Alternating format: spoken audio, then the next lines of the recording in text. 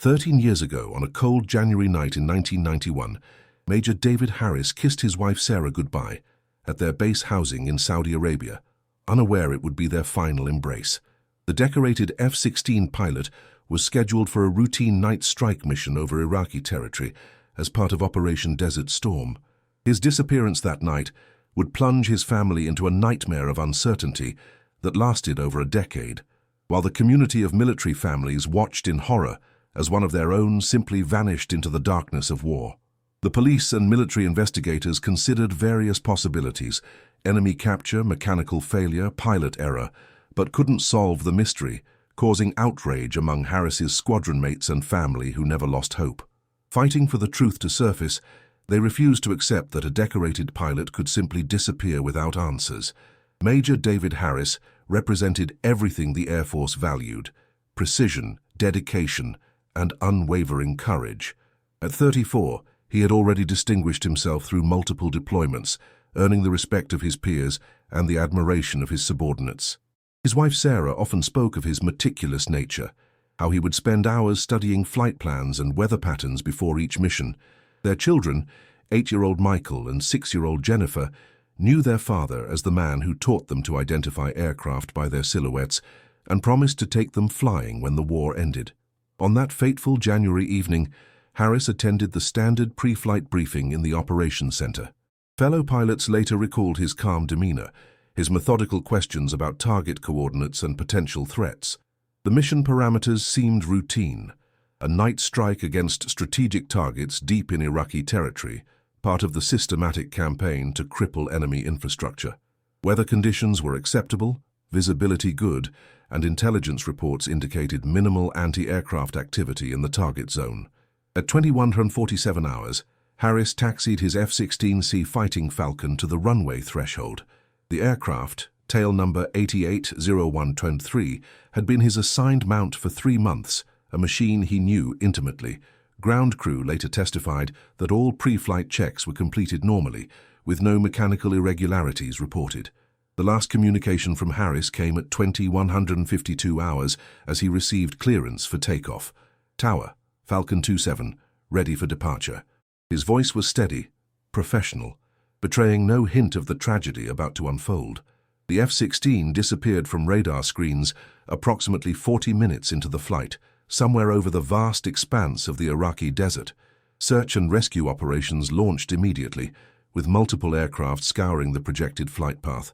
For 3 days, crews searched an area spanning hundreds of square miles, looking for any sign of Harris or his aircraft. They found nothing: no wreckage, no emergency beacons, no parachute, no trace that Falcon 27 had ever existed.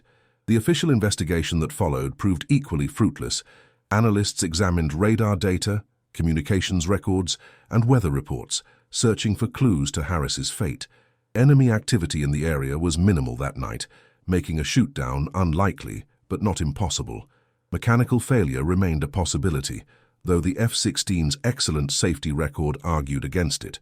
Some investigators privately wondered if Harris had experienced spatial disorientation, a phenomenon that had claimed other pilots in night operations over featureless terrain.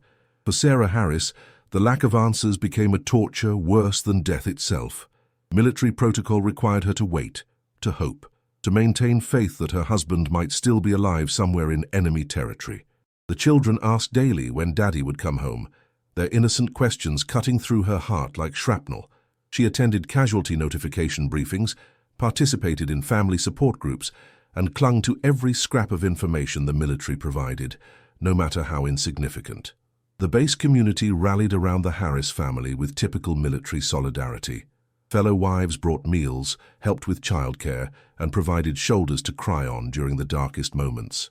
Squadron members created an informal investigation committee, reviewing mission data and proposing new search areas. They refused to accept that one of their own had simply vanished, maintaining hope long after official search efforts had been suspended. As weeks turned to months and months to years, the case of Major David Harris became a ghost that haunted Dhahran Air Base and beyond. The months following David Harris's disappearance transformed the Harris household into a shrine of suspended time. Sarah maintained her husband's study exactly as he left it, his flight manuals still bookmarked, his coffee cup sitting unwashed on the desk where he'd placed it that final morning.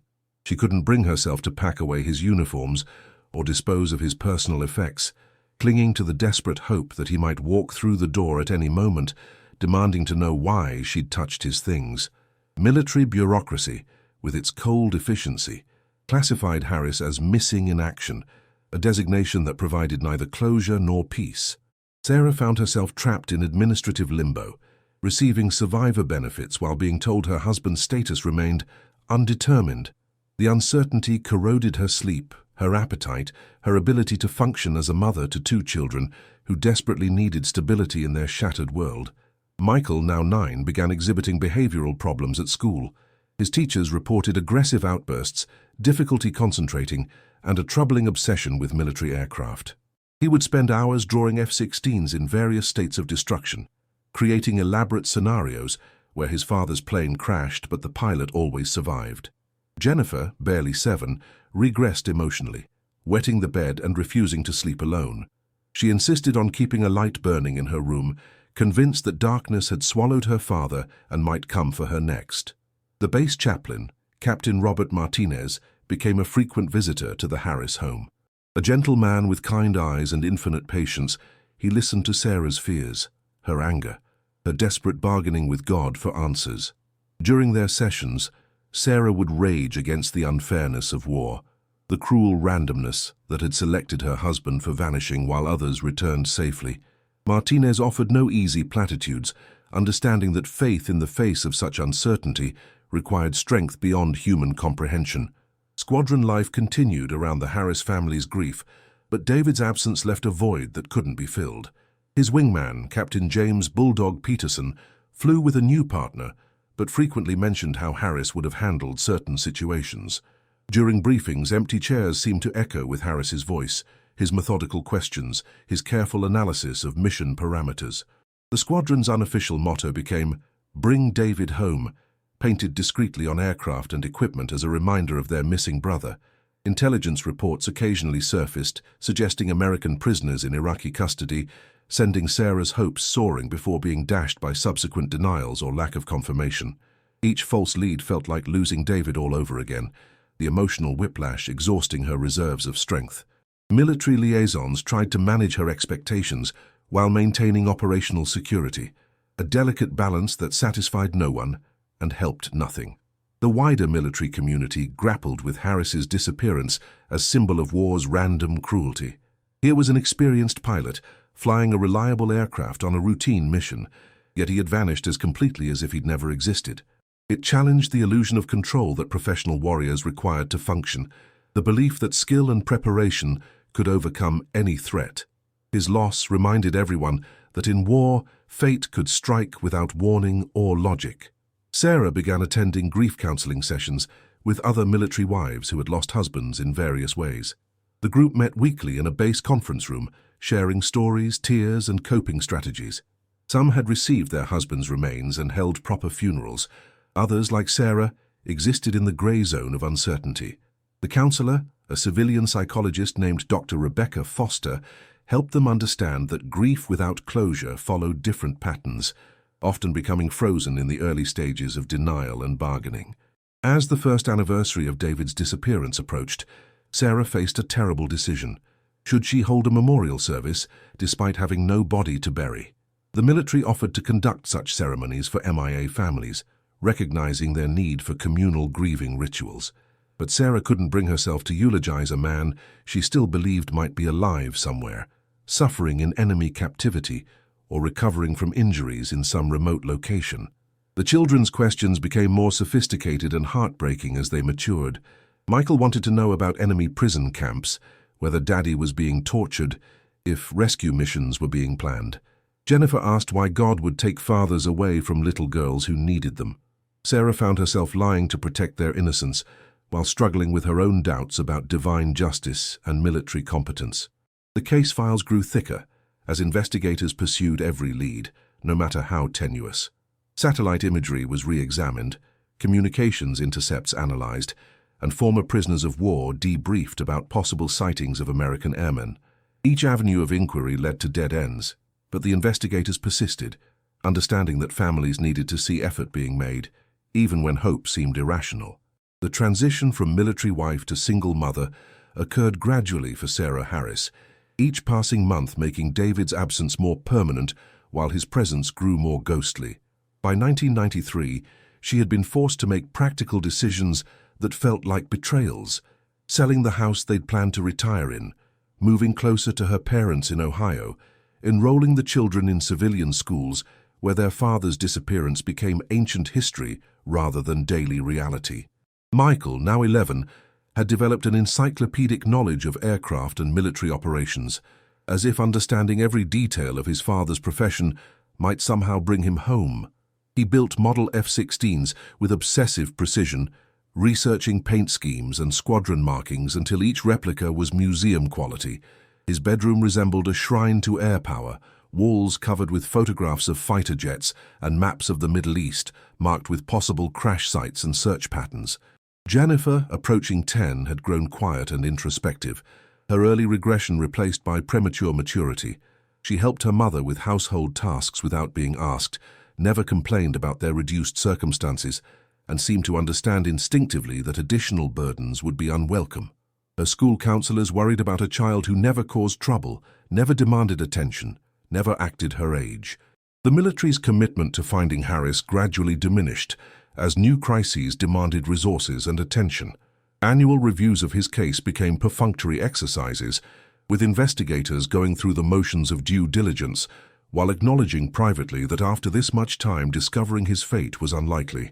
Sarah attended these briefings faithfully, asking the same questions and receiving the same non-answers, clinging to bureaucratic routine as evidence that someone still cared.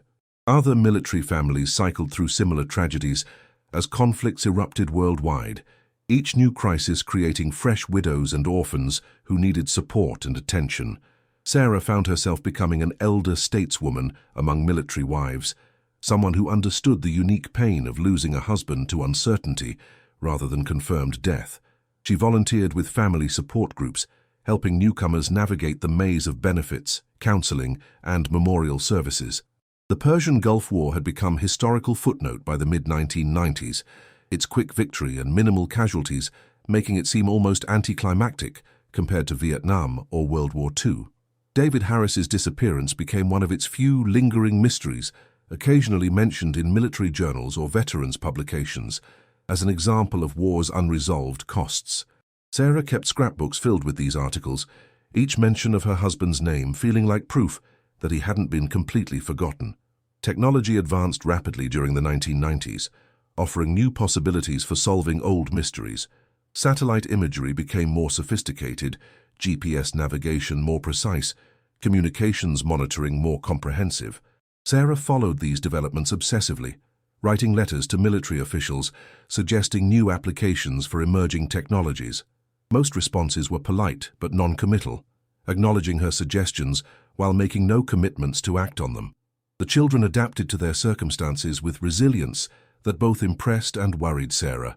Michael excelled academically, particularly in mathematics and science, seemingly determined to understand the physics that governed flight and warfare. He spoke of becoming an Air Force pilot himself, of searching for his father from the cockpit of an F-16. Jennifer developed artistic talents, creating haunting drawings and poems that captured the emotional landscape of a family living with absence. Now we invite you to leave in the comments where you are watching us from and the exact time you are listening to this story. We are interested to know how far and at what moments of the day or night these documented accounts reach. The late 1990s brought a series of cruel, false hopes that tested Sarah Harris's endurance beyond its limits. Intelligence reports from various sources claimed sightings of American prisoners in Iraqi facilities, each unverified account sending Sarah's emotions soaring before crashing back to Earth when follow-up investigations proved fruitless. The Pentagon's Prisoner of War Missing in Action Office maintained professional skepticism about such reports, but protocol required each to be thoroughly investigated, prolonging the family's agony with recurring cycles of hope and disappointment. In 1997, a former Iraqi military officer seeking asylum in Jordan claimed knowledge of American airmen held in secret detention facilities. His testimony, provided through intermediaries and translators, described an F-16 pilot, matching Harris's physical description, who had been captured after ejecting from his damaged aircraft. Sarah flew to Washington at her own expense to attend classified briefings about this potential breakthrough, only to learn that the defector's credibility was questionable and his information impossible to verify independently. The emergence of the Internet revolutionized Sarah's search efforts, connecting her with other families facing similar uncertainties worldwide.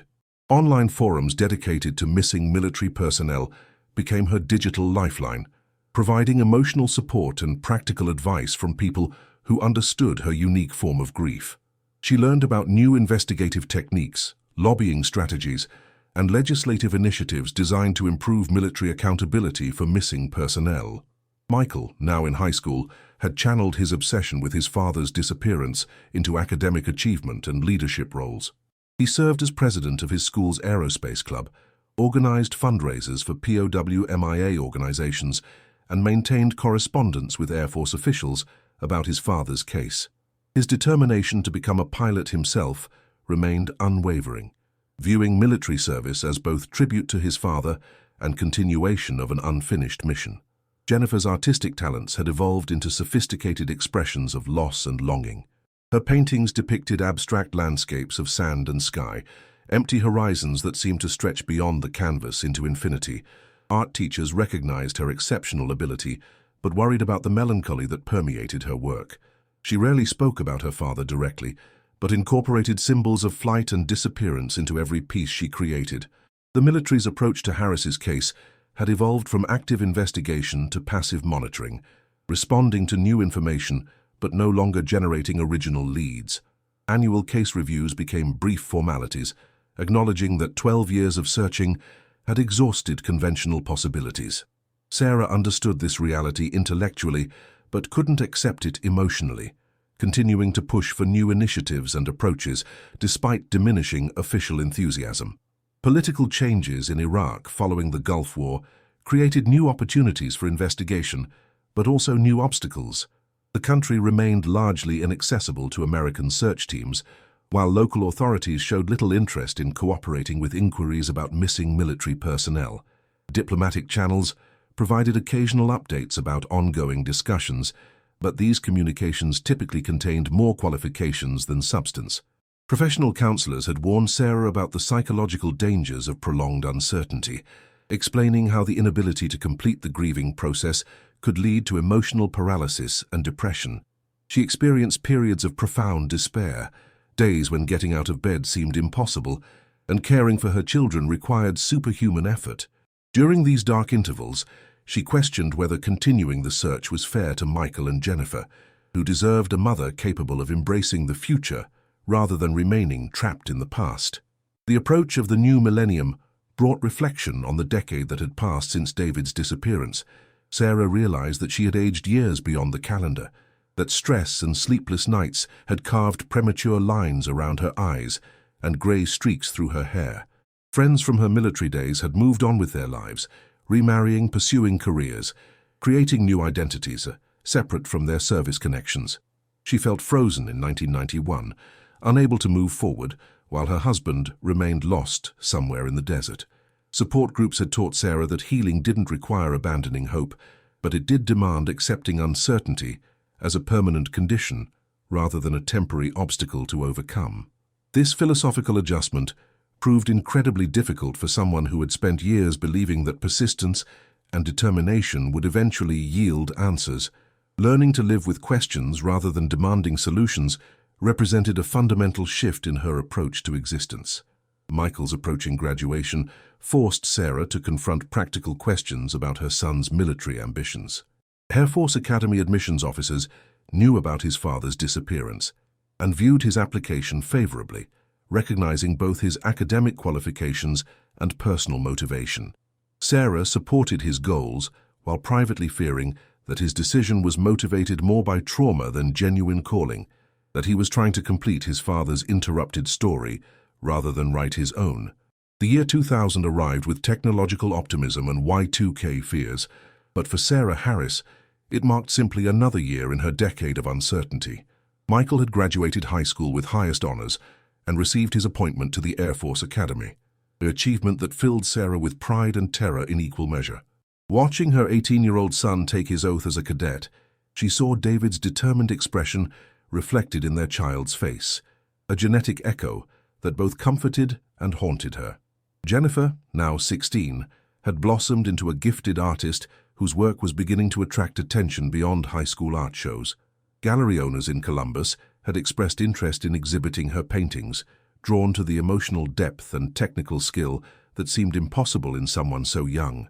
Her pieces continued to explore themes of absence and longing, but with increasing sophistication and subtle beauty that transformed grief into something approaching transcendence. The new decade brought fresh hope in the form of advanced DNA testing techniques and satellite imagery analysis that hadn't existed during the original search efforts. Sarah lobbied military officials relentlessly to apply these technologies to her husband's case, arguing that previously examined evidence might yield new clues when subjected to modern forensic methods. Her letters to Pentagon officials had evolved from desperate pleas to professionally crafted proposals, reflecting years of education in military bureaucracy and investigative procedures. Political instability in Iraq following the Gulf War had gradually given way to more structured, but still challenging conditions for foreign investigators. The United Nations sanctions regime created complex diplomatic requirements for any American search operations, while Saddam Hussein's government showed little interest in cooperating with efforts to locate missing Western military personnel. Sarah followed these political developments obsessively, understanding that her husband's fate was now tied to geopolitical factors beyond her influence. Michael's years at the academy provided Sarah with vicarious connection to military life, while forcing her to confront the possibility that she might lose another Harris to aviation warfare. Her son excelled in his studies, particularly in aeronautical engineering and flight dynamics, subjects that connected him directly to his father's final mission. During rare phone calls home, he spoke enthusiastically about learning to fly, about understanding the physics and psychology that governed aerial combat. The September 11, 2001 attacks transformed American military priorities overnight, suddenly making counter-terrorism and Middle Eastern operations the focus of national security efforts. Sarah watched the news coverage with mixed emotions, horrified by the carnage but hopeful that increased military presence in the region might create opportunities to resume searching for David. The subsequent invasion of Afghanistan diverted resources and attention from older cases, but also demonstrated renewed American commitment to leaving no one behind. Jennifer's senior year of high school coincided with the nation's preparation for war in Iraq, a development that felt like cosmic irony to the Harris family. The country that had swallowed David Harris without explanation was about to become America's primary military focus, potentially providing unprecedented access to areas that had been off-limits since 1991. Sarah began contacting military officials about incorporating search efforts into invasion planning, arguing that operational security would actually benefit from resolving outstanding MIA cases. The Pentagon's response to Sarah's inquiries reflected genuine sympathy tempered by operational realities. Officials acknowledged that invading Iraq would create opportunities to investigate previously inaccessible areas, but warned that combat operations would take precedence over search and recovery missions. They promised to include Harris's case in planning documents while making no specific commitments about resources or timing. Michael's graduation from the academy and commissioning as a second lieutenant represented both triumph and torture for Sarah. Her son had achieved his goal of becoming an Air Force officer, but his next assignment to pilot training meant that he would soon be flying the same type of aircraft his father had disappeared in. The ceremony was bittersweet, filled with pride at Michael's accomplishment and grief for the man who should have been there to pin on his son's bars. Jennifer's acceptance to the Rhode Island School of Design provided welcome distraction from military concerns, offering hope that at least one of her children might pursue a life separate from the obsessions that had defined their family. Her portfolio, dominated by paintings exploring themes of loss and memory, had impressed admissions committees and earned substantial scholarship support. Sarah encouraged her daughter's artistic ambitions, while wondering privately whether Jennifer would ever be able to create work uninfluenced by their family tragedy. The approaching invasion of Iraq in 2003 created a perfect storm of hope and anxiety for Sarah Harris. After 12 years of diplomatic obstacles and limited access, American forces would soon control the entire country where her husband had disappeared. This represented the best opportunity since 1991 to conduct comprehensive search operations, but it also meant that if they found nothing, she would finally have to accept that some questions would never be answered. Military officials had been careful not to raise unrealistic expectations about finding Harris's remains or aircraft during invasion operations. Combat units would have neither the time nor the specialized equipment necessary for archaeological-level search techniques. However, they promised that if local inhabitants provided information about crash sites or military artifacts, such reports would be investigated promptly and thoroughly. Operation Iraqi Freedom launched on March 20, 2003, with Sarah Harris watching every television news report, studying maps of American advances, and hoping that advancing troops might stumble across the answers that had eluded her for 12 years. Military censors prevented detailed reporting about search and recovery operations, but Sarah had developed enough contacts within the Pentagon to receive occasional updates about her husband's case. The news was consistently disappointing. No aircraft wreckage, no human remains, no local intelligence about American prisoners or crash sites. Michael, now a first lieutenant undergoing advanced fighter training, called home frequently during the invasion's early weeks. His enthusiasm for military operations was tempered by understanding of what the Iraq campaign meant to his family's hopes. He had inherited his father's analytical mind and recognized that if ground forces didn't locate David's remains during their initial sweep across the country, the likelihood of ever finding him would diminish dramatically. The rapid collapse of Iraqi resistance created unprecedented opportunities for American forces to investigate previously restricted areas. Special teams dedicated to searching for missing personnel deployed throughout the country, armed with detailed maps marking possible crash sites and coordinates derived from 12 years of accumulated intelligence. Sarah monitored their progress through official channels and informal networks, each day bringing fresh hope that her phone might ring with life-changing news. Jennifer's freshman year at art school provided emotional refuge from the family's military obsessions, but even in Rhode Island, she couldn't escape news coverage of the Iraq War. Her dormitory colleagues knew about her father's disappearance and offered awkward sympathy when television reports mentioned search operations. She channeled her anxiety into her artwork, creating increasingly abstract pieces that captured the tension of waiting for news that might never come. The fall of Baghdad in April 2003 marked a crucial milestone in Sarah's 13-year quest for answers. American forces now controlled the capital city and had access to Iraqi military records that might contain information about captured or killed American airmen. Pentagon officials promised comprehensive review of all captured documents, but warned that Iraqi record-keeping had been inconsistent and much material had been destroyed during the fighting. Summer brought disappointing reports from search teams operating throughout Iraq. Despite interviewing hundreds of local residents and investigating dozens of reported crash sites, they had found no trace of David Harris or his aircraft. Military investigators began suggesting privately that the F-16 might have crashed in a remote area where local inhabitants had never discovered the wreckage, or that blowing sand had buried the remains beyond detection. The lack of concrete discoveries forced Sarah to confront the possibility that her husband's fate might remain forever unknown. Grief counselors had prepared her for this outcome, explaining that many MIA cases from previous conflicts had never been resolved despite decades of investigation. Accepting uncertainty as a permanent condition required psychological adjustments that challenged everything she had believed about persistence and determination. Michael's completion of pilot training and assignment to an F-16 squadron represented both personal triumph and family tragedy. Sarah attended his graduation ceremony with mixed emotions, proud of her son's achievement, but terrified that history might repeat itself. The young man who had spent his childhood building model fighters was now qualified to fly real ones into combat, potentially following his father's path to an unknown fate. If this case has already caught your attention, hit the like button. It helps Major Harris's story reach more people.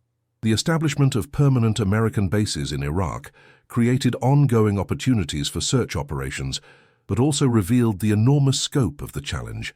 Iraq's desert regions covered thousands of square miles of largely uninhabited terrain where aircraft wreckage could remain hidden for decades.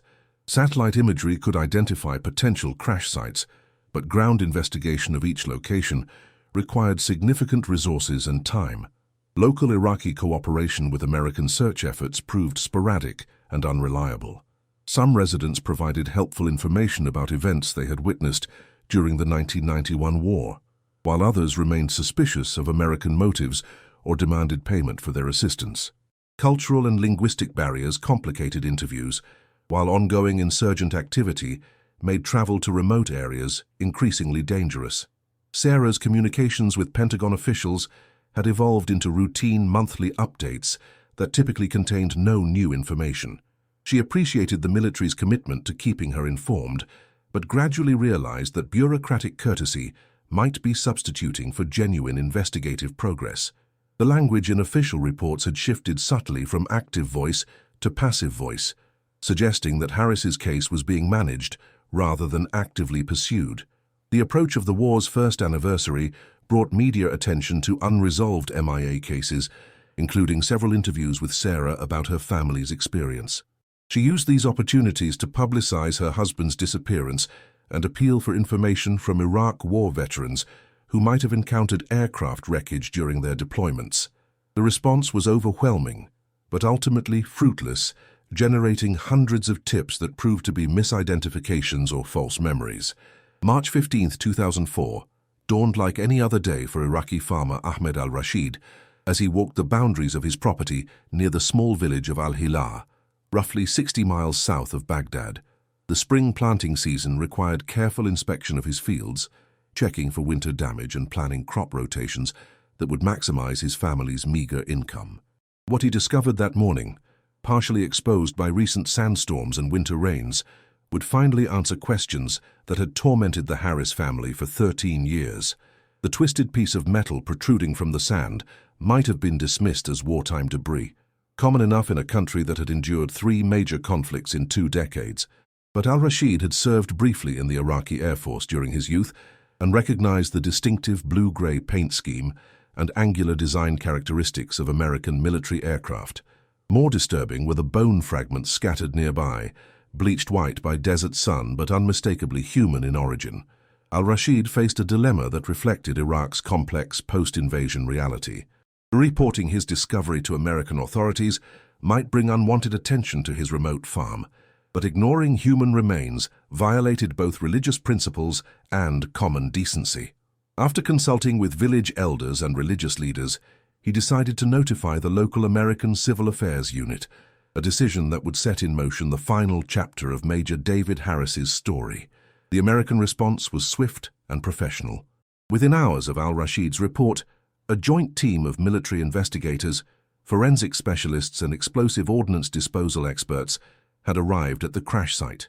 What they found confirmed the farmer's assessment: scattered wreckage from an F-16 Fighting Falcon, along with human remains that had been naturally mummified by desert conditions.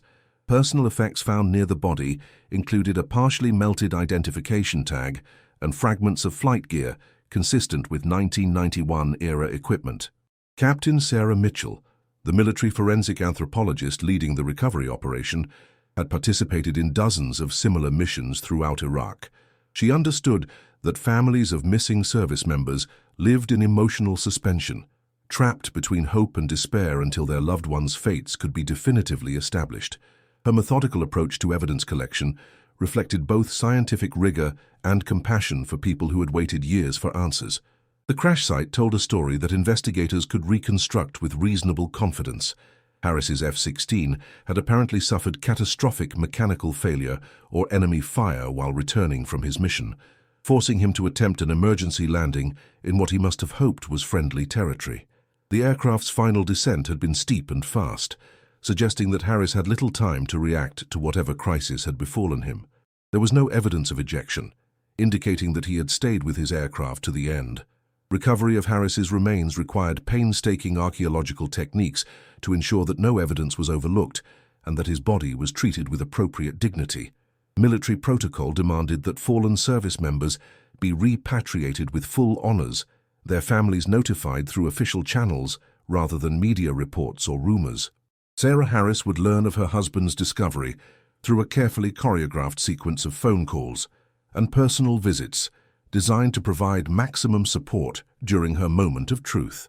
The positive identification process combined traditional forensic methods with cutting-edge DNA analysis to establish Harris's identity beyond reasonable doubt. Dental records provided initial confirmation, while genetic comparison with samples from Michael and Jennifer Harris offered scientific certainty that satisfied both military requirements and family needs. After 13 years of uncertainty, there could be no question about David Harris's fate. News of the discovery spread quickly through military channels, reaching Sarah Harris on a quiet Tuesday afternoon as she worked in her garden behind the Ohio house that had become her permanent home. The notification officer, Lieutenant Colonel James Bradford, had volunteered for this assignment because he understood the unique challenges of delivering news that was simultaneously devastating and relieving. His words were careful and compassionate. "Mrs. Harris, we've found your husband." Sarah's initial reaction was numbness rather than grief or relief. 13 years of emotional preparation had left her psychologically exhausted, unable to process the magnitude of what she was hearing. The questions that had dominated her life for over a decade were finally answered. David was dead, had been dead since 1991, would never walk through her door or call her name again. But the uncertainty that had tortured her family was finally over. Michael learned the news during a phone call to his squadron ready room at Luke Air Force Base, where he was preparing for his first deployment to Iraq. The irony wasn't lost on him. His father's remains had been discovered just as he prepared to fly similar missions over the same hostile territory. His commanding officer immediately granted him emergency leave to attend his father's funeral, understanding that this moment required family solidarity above all else. Jennifer received word through a carefully coordinated call to her art school dormitory, where friends and counselors had been alerted to provide immediate support. Her reaction was artistic rather than verbal. She immediately began sketching abstract figures that seemed to capture the essence of endings and beginnings, of questions answered, and peace finally achieved after years of torment. The repatriation of Major David Harris began with military precision and reverence that honored both his service and his family's 13-year vigil. Dover Air Force Base, Delaware, served as the entry point for fallen service members returning from overseas conflicts, its facilities designed to process remains with dignity while providing families with closure they desperately needed. Sarah Harris stood on the tarmac in April 2004, watching as a flag-draped coffin was slowly transferred from a C-17 transport aircraft to a waiting hearse. The identification process had taken several weeks to complete, allowing Sarah time to plan a funeral she had never been able to envision. Military protocol offered full honors for a decorated officer killed in action, including burial at Arlington National Cemetery, if the family desired. Sarah chose instead to inter her husband in the civilian cemetery where her parents were buried, wanting David's final resting place to be somewhere she could visit regularly without navigating military bureaucracy.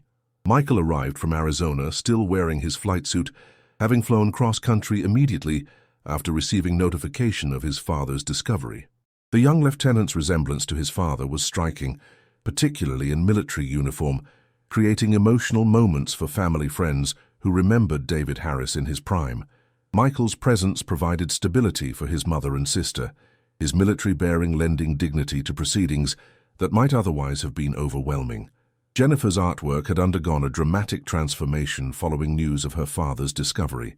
The melancholy abstracts that had characterized her earlier work were replaced by more hopeful compositions, featuring sunrise imagery and upward-flowing lines that suggested transcendence rather than loss. Her art teachers recognized this shift as evidence of psychological healing, the natural result of replacing uncertainty with understanding. The funeral service attracted attendees from across the spectrum of David Harris's life: Air Force Academy classmates, squadron mates from multiple assignments, family members from several states, and neighbors who had supported Sarah through 13 difficult years. Pentagon officials provided military honors, while civilian clergy offered spiritual comfort, creating a ceremony that bridged the gap between Harris's professional and personal identities. Media coverage of the funeral focused on the family's long wait for closure rather than the circumstances of Harris's death. Reporters respected Sarah's privacy while acknowledging the broader significance of his case as an example of America's commitment to leaving no one behind. The story resonated with military families facing similar uncertainties, demonstrating that perseverance and faith could eventually yield answers even in the most challenging circumstances. The burial ceremony incorporated military traditions with personal touches that reflected David Harris's character and interests. His flag-draped coffin was accompanied by displays of his medals and commendations, photographs from various stages of his career, and personal items that Michael and Jennifer had saved throughout their childhood. The final volley of rifle shots and presentation of the folded flag to Sarah marked the end of one chapter and the beginning of another. Sarah's emotional response to finally burying her husband was complex and sometimes contradictory. Relief at having answers was mixed with renewed grief for all the years they had lost, all the milestones he had missed, all the conversations they would never have. The funeral provided closure but also forced her to confront the magnitude of what their family had endured, the price they had paid for serving their country. The months following the funeral brought practical challenges that Sarah hadn't anticipated. Social security benefits required adjustment, insurance policies needed updating, and legal documents had to be modified to reflect David's confirmed death rather than missing status. These administrative tasks were tedious but therapeutic, providing concrete steps she could take to rebuild her life around new realities. Michael's deployment to Iraq later that year created additional anxiety for Sarah, who feared losing her son to the same region that had claimed her husband. However, his military service also provided connection to David's legacy and demonstration that the Harris family remained committed to serving despite their losses. His letters home described flying over areas where his father might have traveled, creating emotional continuity across generations. Jennifer's graduation from art school with highest honors marked another milestone in the family's recovery process. Her senior exhibition, titled 13 Years, featured paintings and sculptures that chronicled their journey from uncertainty to understanding. The work was both beautiful and heartbreaking, transforming personal tragedy into universal statements about love, loss, and endurance. The establishment of a memorial scholarship in David Harris's name provided ongoing tribute to his service, while helping other military families educate their children. Sarah worked with Air Force Academy officials to create an endowment that would support cadets from single-parent military households, ensuring that her husband's legacy would continue helping others long after his own story had ended. Sarah's participation in military family support groups evolved from seeking help to providing it, as her experience with uncertainty and ultimate resolution made her uniquely qualified to counsel others facing similar challenges. She understood both the hope and despair that characterized life with missing loved ones, offering perspective that professional counselors couldn't provide. 5 years after David Harris's burial, Sarah stood in Arlington National Cemetery on a crisp November morning in 2009, participating in Veterans Day ceremonies that honored all who had served.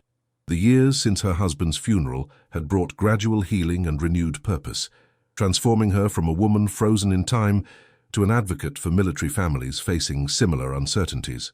Her presence among the gathered families represented not just personal recovery, but institutional change in how America cared for those who had sacrificed everything. Michael, now a seasoned F-16 pilot with multiple combat deployments behind him, had fulfilled his childhood promise to follow his father's path while creating his own legacy of service. His military record included decorations for valor in Iraq and Afghanistan, achievements that honored his father's memory while establishing his own identity as a warrior and leader. The young lieutenant who had once built model airplanes to cope with loss had become the kind of officer David Harris would have been proud to serve alongside. Jennifer's artistic career had flourished beyond anyone's expectations, with galleries in New York and Los Angeles exhibiting her work regularly. Her paintings, while still influenced by themes of loss and memory, had evolved to encompass broader human experiences of hope, renewal, and spiritual transformation. Critics recognized her technical excellence while praising the emotional authenticity that gave her work its distinctive power and resonance. The Al-Rashid family in Iraq had become unexpected friends to the Harrises, their farmer's decision to report the crash site creating bonds that transcended cultural and geographical boundaries.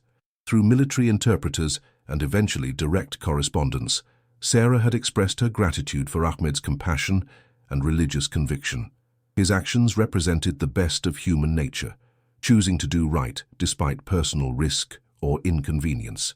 Pentagon officials had used the Harris case as a model for improving military procedures regarding missing personnel, implementing new technologies and protocols designed to prevent families from enduring similar ordeals.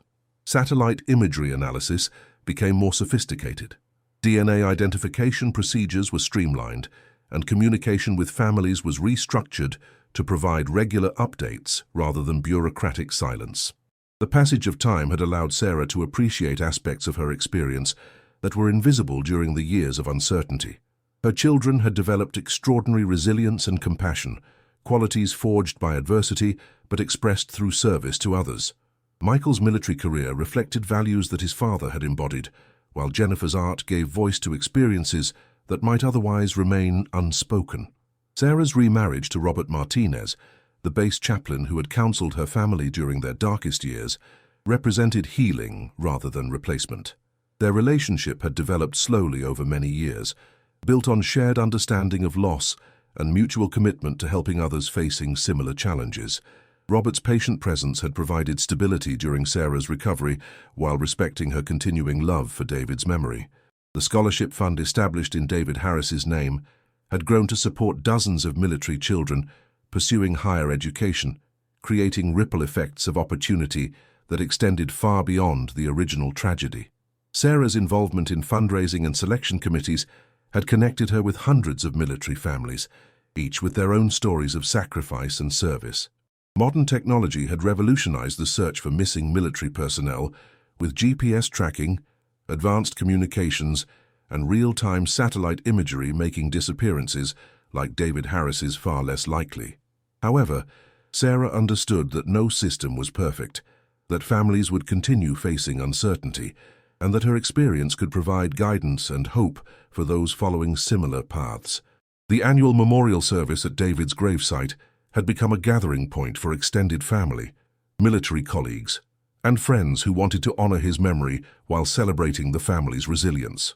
These ceremonies provided opportunities for reflection on how much had changed since 1991, how much they had all grown, and how death had ultimately brought them closer together rather than driving them apart. Sarah's speaking engagements at military installations worldwide had established her as an advocate for MIA families, someone who understood both the administrative challenges and emotional toll of prolonged uncertainty. Her message emphasized patience, faith, and the importance of supporting each other through impossible circumstances. She had learned that healing didn't require forgetting, that moving forward was possible without leaving the past behind. The Iraq War's conclusion brought closure to the chapter that had defined American military operations throughout the early 21st century. For Sarah Harris, it marked the end of her personal connection to active military operations, while highlighting the ongoing need to care for families affected by war's uncertainties. Her husband's death had occurred during one conflict, but his discovery had taken place during another, demonstrating war's continuing capacity to affect lives across generations. As she stood among the white headstones on that November morning, Sarah reflected on the journey that had brought her family from devastating loss to hard-won peace. David Harris had been gone for 18 years, but his influence on their lives remained powerful and positive. His children had become adults he would have admired. His wife had found ways to transform grief into service, and his memory continued inspiring others to persevere through their own difficulties. The missing were never truly gone, as long as someone remembered their names, honored their service, and continued the work they had left unfinished. David Harris's final mission had ended in 1991, but his legacy continued through the lives he had touched and the example he had set. In the end, that was perhaps the most fitting tribute of all. Subscribe to our channel to explore more archived and disturbing cases. Thank you for following Major David Harris's story. See you in the next video. In the vast silence of the desert, some stories wait 13 years to be told. Major Harris came home not as the hero who left, but as the answer to a family's longest question. 20 years have passed since Major David Harris was laid to rest in that quiet Ohio cemetery. His 13-year journey from missing pilot to honored veteran finally complete. Sarah Martinez, now in her 70s, still visits his grave every January 17th, the anniversary of his final mission, carrying fresh flowers and updates about the family he never got to see grow up. Michael Harris retired from the Air Force as a colonel in 2024, having commanded fighter squadrons across 3 continents. His own son, David Michael Harris, graduated from the Air Force Academy last spring, continuing a family tradition that spans 3 generations. The young man bears his grandfather's name and shares his determination, but flies in an era where technology makes disappearing nearly impossible. Jennifer's latest exhibition, Letters to the Missing, opened at the Smithsonian Institution to critical acclaim. Her paintings now hang in military installations worldwide, offering silent comfort to families facing their own dark chapters. She never married, choosing instead to dedicate her life to art that speaks for those who have no voice. Ahmed al-Rashid's son studied engineering at Baghdad University on a scholarship funded by the Harris Memorial Foundation. The farmer who found a lost American pilot in his field could never have imagined that his simple act of decency would create educational opportunities for hundreds of Iraqi children, building bridges between former enemies through the shared language of hope. In military briefing rooms around the world, David Harris's case remains a teaching tool for search and rescue operations. His story reminds new generations of officers that behind every missing person report lies a family frozen in time, waiting for answers that may never come. The protocols developed after his discovery have prevented other families from enduring similar ordeals, transforming individual tragedy into institutional wisdom. The desert that swallowed Major Harris whole eventually gave him back, proving that some secrets cannot remain buried forever. His final flight ended not in triumph or disaster, but in the quiet resolution that comes when questions finally find their answers, when the missing are found, and when families broken by uncertainty learn to heal through understanding. In the end, David Harris completed his most important mission.